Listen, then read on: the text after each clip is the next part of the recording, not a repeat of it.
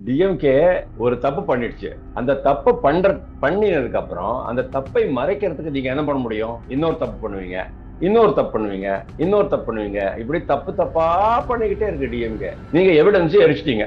So what? Evidence எரிச்சிட்டீங்க அப்படிங்கறதுனாலயே, evidence எல்லாம் அழிச்சிட்டீங்க அப்படிங்கறதுனாலயே உங்களை பிடிக்க முடியாது அப்படின்னு நீங்க நினைக்கிறீங்களா? சிபிஐ விசாரணையினுடைய டெக்னிக்கே வேற.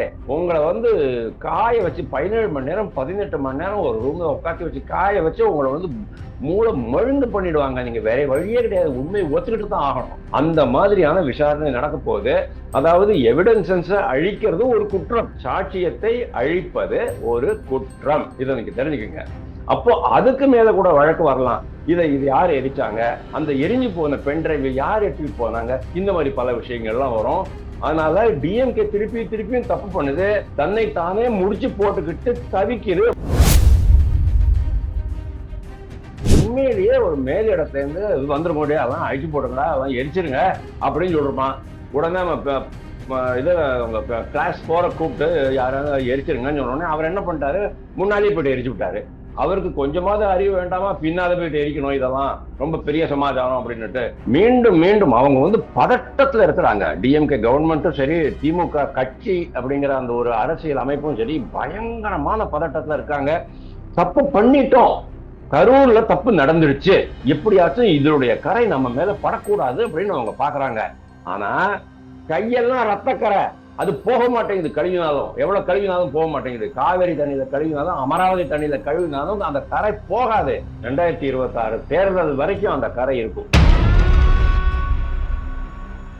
அதாவது 7 கேள்விகள் கேட்டிருக்காரான காரணம் தங்கம் தென்னரசு ஒரு 4 கேள்வி கேட்டாரு. வஞ்சிக்கிறது, தமிழகம் வளர்ந்த மாநிலமாக இருப்பதால் தமிழகத்தை மத்திய அரசு வஞ்சிக்கிறது அப்படிங்கிறாரு. நான் என்ன கேட்கிறேன், தமிழகம் வளர்ந்த மாநிலம் தான், நீங்க ஏன்டா போய் பிச்சை எடுக்கிறீங்க மத்திய அரசுல? 2000 ரூபாய் கொடு, 2000 ரூபாய் கொடு அப்படின்ட்டு 3,26,00,000 திட்டம் பட்ஜெட் போடுறீங்க, 1,00,000 கோடி ரூபாய் லோன் எடுக்கிறீங்க, 4 கோடிக்கு மேல உங்களுக்கு ஒரு ஆண்டுக்கு பட்ஜெட் போடுறீங்க. அப்படிங்கும் போது 2000 கோடி ரூபாய் மத்திய அரசு கொடுக்கலங்கிறதுனால இங்க எவனா சாப்பிடாம போயிட்டானா?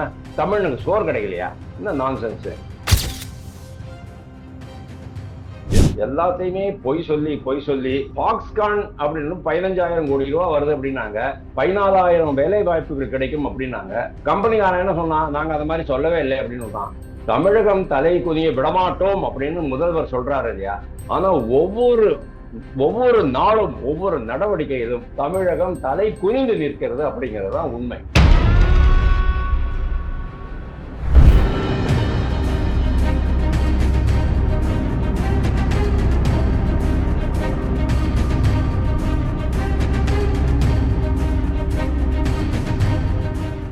ரியல் ஒன் நேர்களுக்கு வணக்கம். இன்று நம்மளுடைய நேர்காணலுக்கு அரசியல் விமர்சகரான திரு வாசுதேவன் அவர்கள் நினைச்சிருக்காங்க. சார் வணக்கம். வணக்கம் தமிழ். எப்படி சார் இருக்கீங்க? நல்லா இருக்கேன், ஃபர்ஸ்ட் கிளாஸா இருக்கேன். தீபாவளி வாழ்த்துக்கள். அனைத்து நேர்களுக்கும் தீபாவளி வாழ்த்துக்கள். ஓகே சரி, இப்போ என்ன அப்படின்னா கரூர் சம்பவம் கிட்டத்தட்ட 20 நாட்களை கடந்த பிறகும் அடுத்தடுத்து நடக்கக்கூடிய நிகழ்வுகள் நம்மளை கொஞ்சம் பேச வச்சுக்கிட்டு இருக்கு அப்படிங்கிறதுல எந்தவித மாற்று கருத்துமே இல்லை. இப்ப கூட தாவேகா தலைவர் விஜய் அவர்கள் தீபாவளி யாரும் கொண்டாட வேண்டாம், ஒரு துயர சம்பவம் நடந்திருக்கு அப்படின்ட்டு சொல்லியிருக்காரு அவருடைய தொண்டர்கள்ட்ட. இப்ப இதுல என்ன ஒரு கேள்வின்னா, சிபிஐ அதிகாரி பிரவீன் குமார் கரூர் வந்ததற்கு பிறகு அங்க சேகரிக்கப்பட்ட ஆதாரங்கள், அதாவது எஸ்ஐடியில சேகரிக்கப்பட்ட ஆதாரங்கள் எல்லாருமே கொளுத்தப்பட்டிருக்கு அப்படின்னு சொல்லிட்டு ஒரு சில போட்டோஸ் பிரபல சேட்டலைட் சேனல்ஸ் எல்லாம் நம்ம பார்த்தோம். இதற்கு பின்னணியில பல விஷயங்கள் சொல்லப்படுது. என்ன சார் நடக்குது? டிஎம்கே ஒரு தப்பு பண்ணிடுச்சு. அந்த தப்பை பண்ணினதுக்கு அப்புறம் அந்த தப்பை மறைக்கிறதுக்கு நீங்க என்ன பண்ண முடியும்? இன்னொரு தப்பு பண்ணுவீங்க, இன்னொரு தப்பு பண்ணுவீங்க. இப்படி தப்பு தப்பா பண்ணிக்கிட்டே இருக்கு டிஎம்கே. ஏதாச்சும் ஒரு விஷயத்த அவங்க டைரக்டா ஸ்ட்ரைட்டா பண்ணிருக்காங்களா, நேர்மையா பண்ணிருக்காங்களா நீங்க பாருங்க. இது இன்னொரு மிகப்பெரிய தப்பு. அதாவதுங்க, இந்த விஷயம் நடக்கிறது இதுல அந்த நீர்வள ஆதார திட்டம் இல்லத்துல நடக்கிறது. அங்கதான் வந்து இந்த எஸ்ஐடி நடக்கிறது. எஸ்ஐடி அசரா கர்கோடு தலைமையில் நடக்கிறது. அப்போ அங்க வந்து ஆல்ரெடி நிறைய ஆவணங்கள் தயார் பண்ணி வச்சுட்டு இருக்கிறாங்க. அது அது ஒண்ணு. இன்னொன்னு அருணா ஜெகதீசன். ஜெகதீசனுடைய இதெல்லாம் எங்க கொடுத்துருக்காங்க அப்படிங்கிறது நமக்கு தெரியும். அதாவது கரூர்லயே போயிட்டு அவங்க ஹேண்ட் ஓவர் பண்ணாங்களா அப்படிங்கிறது நம்மளுக்கு தெரியாது. ஹேண்ட் ஓவர் பண்ணினாங்களாங்கிறது எனக்கு தெரியாது.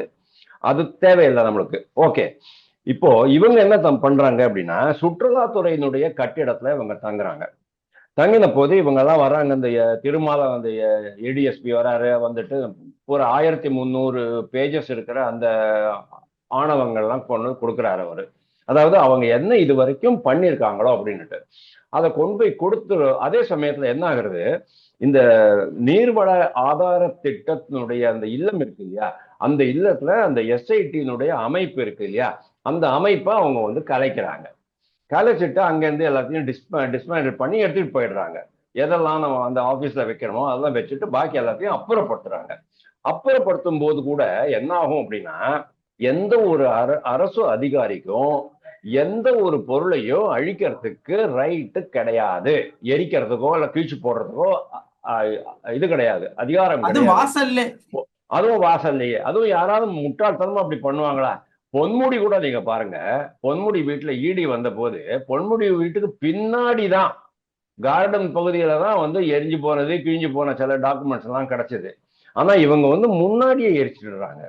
அதாவது நீங்க வந்து ஒரு விசாரணை அமைப்பு அப்படிங்கும் போது உங்களுக்கு என்ன பண்ணணும், நான் ரொம்ப நேர்மையா இருக்கேன், நான் வந்து எந்த தவறும் செய்யாமல் ரொம்ப பாரபட்சம் இல்லாம எங்களுடைய இது நடக்கிறது, எங்களுடைய கையில இந்த ஆதாரங்கள் எல்லாம் வந்து பத்திரமா இருக்கு அப்படிங்கறத நீங்க தெரிவிக்கணும். அதாவது பொதுமக்களுக்கு உங்க மேல நம்பிக்கை வரா மாதிரி நீங்க நடந்துக்கணும். அதுதான் அதாவது ஒரு அரசு அதிகாரியாக உங்ககிட்ட எதிர்பார்க்கப்படுகிற ஒரு சமாச்சாரம்.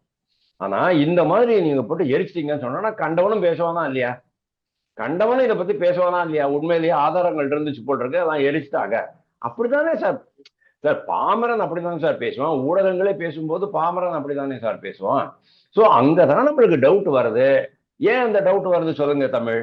ஆரம்பத்துல இருந்தே இவங்க என்ன பண்றாங்க, இது வந்து எங்க மேல எந்த தப்பும் கிடையாது, அரசு மேல தப்பு கிடையாது, காவல்துறை அதிகாரி மேல தப்பு கிடையாது, செந்தில் பாலாஜி மேல தப்பு கிடையாது, கரூர் டிஎம்கே காரங்க மேல தப்பு கிடையாது, கரூர் அந்த கொலை கூட்டம், கொள்ளை கூட்டம், அந்த ரவுடி கூட்டம், ஒரு பர்டிகுலர் அந்த ஒரு பர்டிகுலர் ஏரியால இருந்தெல்லாம் அவங்க வந்தாங்க அப்படின்லாம் சொல்றாங்க. அந்த பேரெல்லாம் நான் சொல்லலை.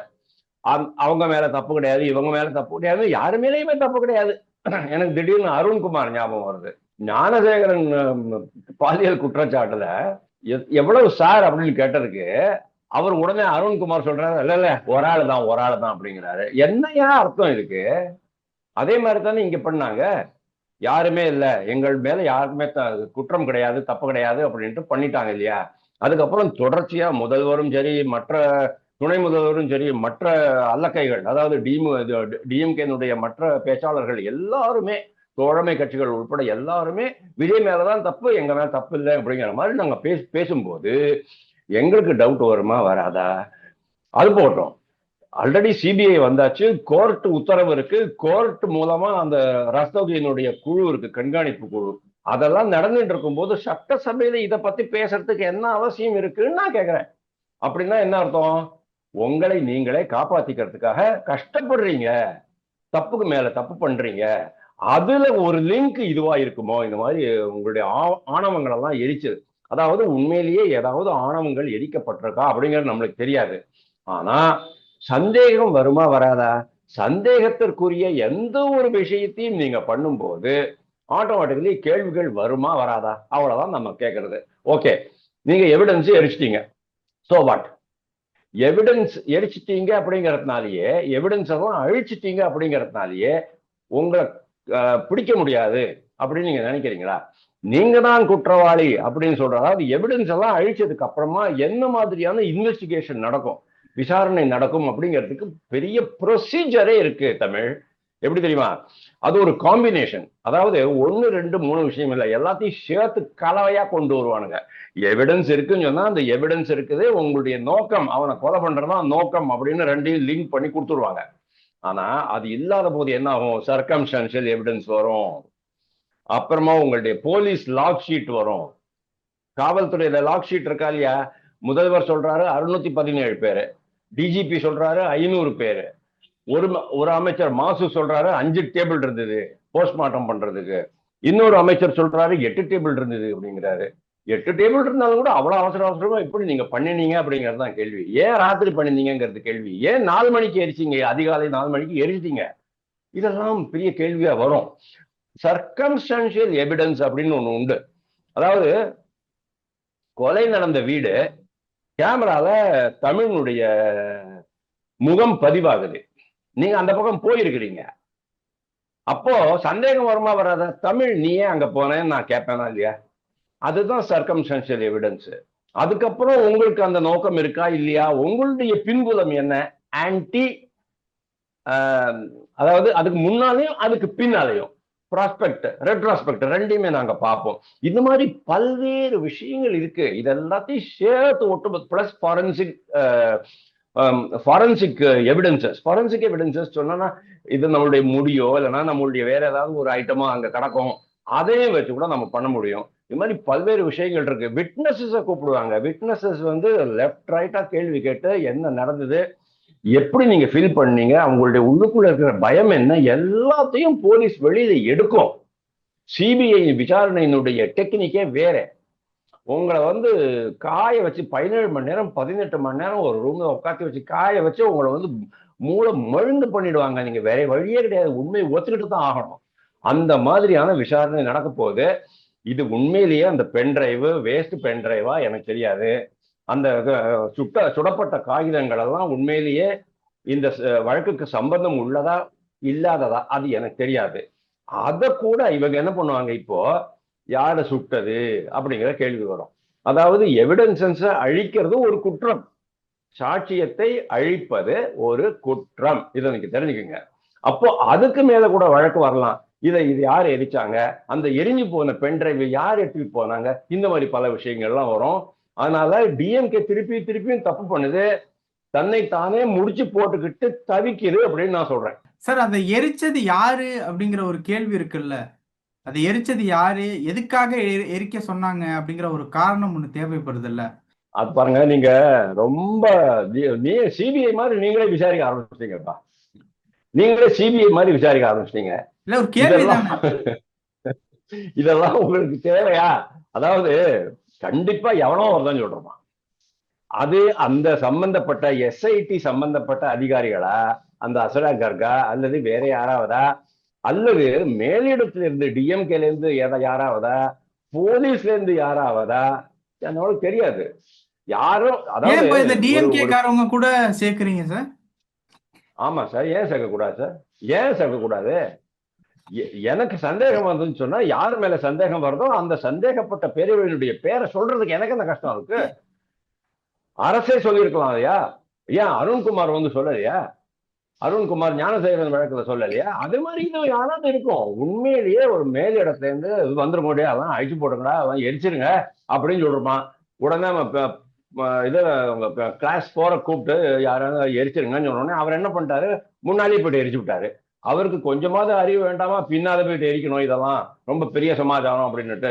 அதாவது ஒரு எவிடன்ஸ் அழிப்பு அப்படிங்கிறது கூட ஒரு சாதாரண மனிதன் உங்களை மாதிரி என்ன மாதிரி இருக்கிறவங்க பண்ண முடியாது.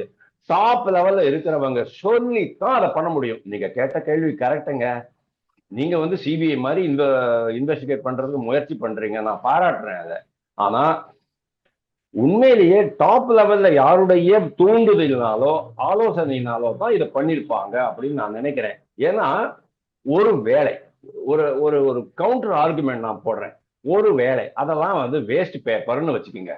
வேஸ்ட் பேப்பர் நீங்க எரிக்கணும் சார். ஒரு வேஸ்ட் பென் டிரைவ் இருக்குது, 32 GB 16 GB 8 GB, அதை ஏன் சார் நீங்க எரிக்கணும்? அது குப்பை தொட்டியில போட்டுட்டு போயிட்டு இருப்பீங்க தானே, ஏன் எரிக்கிறீங்க? இப்போ டவுட் வருமா வராதா? இதுதான் உங்களுடைய கேள்விக்கான பதில். அப்போ இத பண்ண சொன்னது ஒரு டாப் லெவல்ல இருக்கக்கூடிய ஒரு ஆளா தான் இருக்கு. கண்டிப்பா சந்தேகமே பட வேண்டாம். நீங்க இதெல்லாமே வந்து பாருங்க, மீண்டும் மீண்டும் அவங்க வந்து பதட்டத்துல இருக்கிறாங்க. டிஎம்கே கவர்மெண்ட்டும் சரி, திமுக கட்சி அப்படிங்கிற அந்த ஒரு அரசியல் அமைப்பும் சரி, பயங்கரமான பதட்டத்துல இருக்காங்க. தப்பு பண்ணிட்டோம் கரூர்ல தப்பு நடந்துருச்சு, எப்படியாச்சும் இதனுடைய கரை நம்ம மேல படக்கூடாது அப்படின்னு அவங்க பாக்குறாங்க. ஆனா கையெல்லாம் ரத்தக்கரை, அது போக மாட்டேங்குது. கழுவினாலும் எவ்வளவு கழுவினாலும் போக மாட்டேங்குது. காவேரி தண்ணியில கழுவினாலும் அமராவதி தண்ணியில கழுவினாலும் அந்த கரை போகாது. 6 மாசத்துக்கு அந்த கரை தொடரும். 2026 தேர்தல் வரைக்கும் அந்த கரை இருக்கும், பாருங்க நீங்க. அப்ப நீங்க சொல்றது வந்து அந்த கரைங்கிறது கழகத்தின் கரையா? 41 உயிர் இழப்பினுடைய அந்த கரை டெஃபினெட்லி கவர்மெண்ட் மேலதான் இருக்கு, காவல்துறை மேலதான் இருக்கு, காவல்துறையை கையில் வைத்திருக்கும் முதல்வர் மேலதான் இருக்குங்கிறது என்னுடைய அபிப்பிராயம். நான் அன்னைக்கு சொன்னதை இன்னைக்கு சொல்றேன். சரி, இன்னொரு விஷயம் வந்து இந்த சம்பவம் வந்து ஒரு நள்ளிரவு விடியற்காலை அந்த நேரத்துல தான் வந்து நடந்திருக்கு இல்லைங்களா? அதுவும் சிபிஐ ஆமா, வந்து கரெக்ட். அந்த நேரத்துல.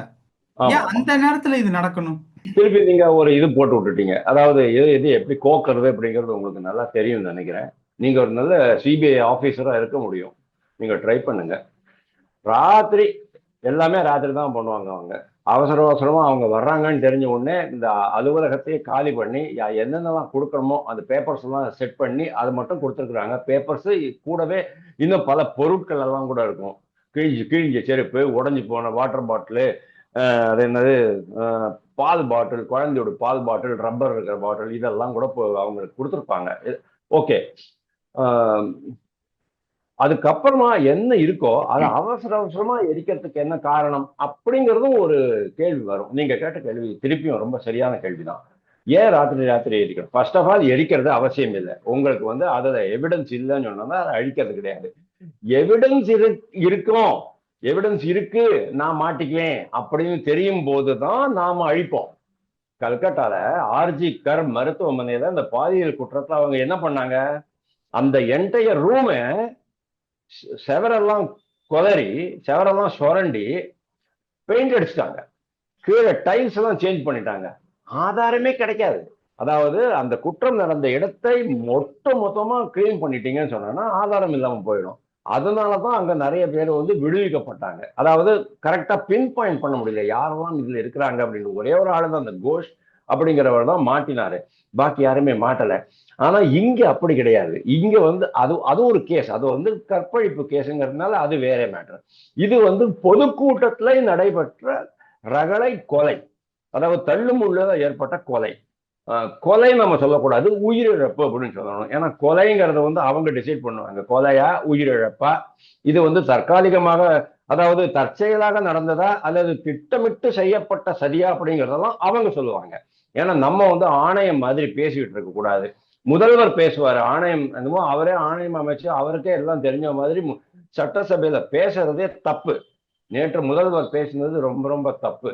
எதிர்கட்சி தலைவர்கள், எதிர்கட்சி தலைவராகட்டும் பாக்கி யாருமே வந்து அதுக்கு கண்டனம் தெரிவிக்கிறேங்கிறது எனக்கு ரொம்ப ஆச்சரியமா தான் இருக்கு. ஆனா இந்த விஷயத்துல நீங்க சொன்ன மாதிரி எரிச்சது தப்பு, அதிகாலையில எரிச்சது இன்னும் சந்தேகத்தை கிளப்புகிறது. யார் எரிப்பதற்கு ஆணையிட்டார்கள் அப்படிங்கிறது இன்னொரு சந்தேகம் வருது. இன் ஆல் ப்ராபபிலிட்டி இதுக்கே ஒரு வழக்கு போட்டாலும் போடுவாங்க சிபிஐக்காங்க.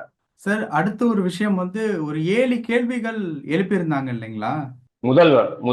அல்ல, என்ன? அது ஒண்ணும் இல்ல. அதாவது 7 கேள்விகள் கேட்டிருக்காரான காரணம் வந்து தங்கம் தென்னரசு வந்து ஒரு 4 கேள்வி கேட்டாரு. வஞ்சிக்கிறது, தமிழகம் வளர்ந்த மாநிலமாக இருப்பதால் தமிழகத்தை மத்திய அரசு வஞ்சிக்கிறது அப்படிங்கிறாரு. நான் என்ன கேட்கிறேன், தமிழகம் வளர்ந்த மாநிலம் தான், நீங்க ஏன்டா அப்ப போய் பிச்சை எடுக்கிறீங்க மத்திய அரசுல 2000 ரூபாய் கொடு 2000 ரூபாய் கொடு அப்படின்ட்டு? நான் 3 கோடியே 15 லட்சம் 3 கோடி 26 லட்சம் திட்டம் பட்ஜெட் போடுறீங்க, 1 லட்சம் கோடி ரூபாய் லோன் எடுக்கிறீங்க, 4 கோடிக்கு மேல உங்களுக்கு வந்து ஒரு ஆண்டுக்கு பட்ஜெட் போடுறீங்க. அப்படிங்கும் போது 2000 கோடி ரூபாய் மத்திய அரசு கொடுக்கலங்கிறதுனால இங்க எவனா சாப்பிடாம போயிட்டானா? தமிழனுக்கு சோறு கிடைக்கலையா? என்ன நான்சென்ஸ். அதுக்கு அவர் என்ன சொல்றாரு, தங்கம் தென்னரசு கேட்ட கேள்விகளை தவிர மற்ற கேள்விகளும் இருக்கின்றன. பாமரன் தமிழன் கேட்கிற கேள்விகள், என்னுடைய உள்ளத்தில் எழுந்துள்ள கேள்விகளை நான் கேட்கிறேன் அப்படின்ட்டு அவர் கேட்கிறாரு. முக்கிய திட்டங்களுக்கு தமிழ் பெயரை வைக்காமல் ஹிந்தி சமஸ்கிருத பெயரை மட்டும் வைப்பது ஏன் அப்படின்னு கேட்கிறாங்க.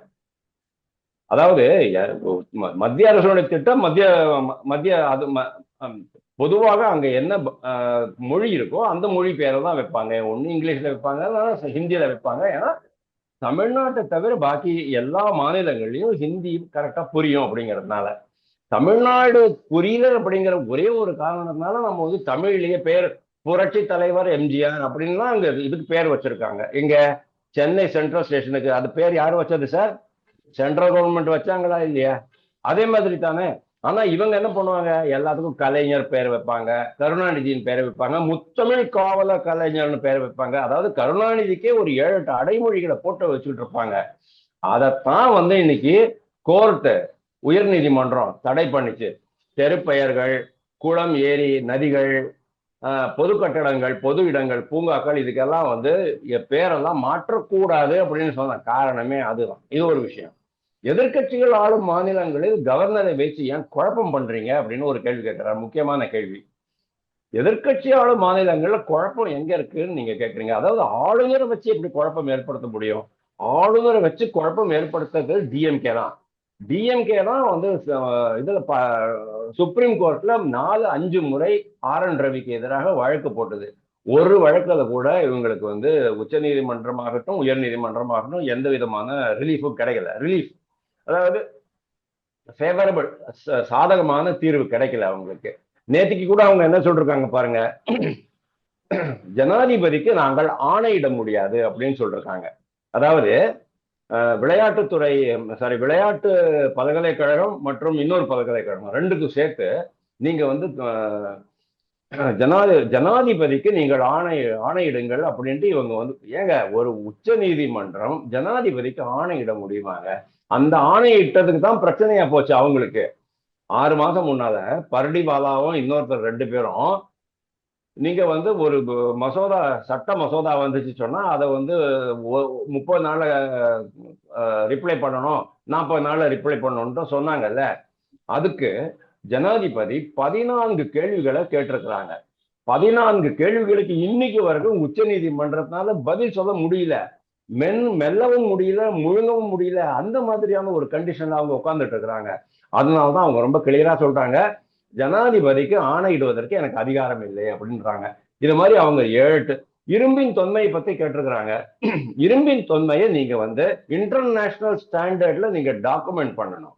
நீங்க நம்ம ஊர் கொத்தனார்கிட்ட போயிட்டு நீங்க அந்த கொத்தனார்கிட்ட போயிட்டு நீங்க கேட்டீங்கன்னு சொன்னா பார்த்து சொல்லுவான், ஆமாமா இது பழசுதான் அப்படிமா. அது போராது. இன்டர்நேஷனல் ஸ்டாண்டர்ட் இருக்கு. அந்த ஸ்டாண்டர்டுக்கு நீங்க அதை கொண்டு வந்து உட்படுத்தி ஆய்வு செய்து அவங்களுடைய அறிக்கையை நீங்க கொடுத்தீங்கன்னு சொன்னா ஆட்டோமேட்டிக்கலி இரும்பின் தொன்மை 5000 இல்ல 10,000 வருஷம் தமிழன் தான் கண்டுபிடிச்சான்னு கூட நம்ம சொல்லிடலாம். இந்த மாதிரி எல்லாத்தையுமே பொய் சொல்லி ஃபாக்ஸ்கான் விஷயமா அப்படிதானே சார்? ஃபாக்ஸ்கான் அப்படின்னு 15,000 கோடி ரூபாய் வருது அப்படின்னாங்க, 14,000 வேலை வாய்ப்புகள் கிடைக்கும் அப்படின்னாங்க. கம்பெனிக்காரன் என்ன சொன்னா, நாங்க அந்த மாதிரி சொல்லவே இல்லை அப்படின்னு தான். தமிழகம் தலை குனிய விடமாட்டோம் அப்படின்னு முதல்வர் சொல்றாரு இல்லையா? ஆனா ஒவ்வொரு நாளும் ஒவ்வொரு நடவடிக்கையிலும் தமிழகம் தலை குனிந்து நிற்கிறது அப்படிங்கிறது தான் உண்மை. பல விஷயங்கள் பேசணும். நேரத்துக்கு ரொம்ப நன்றி சார். தேங்க்யூ.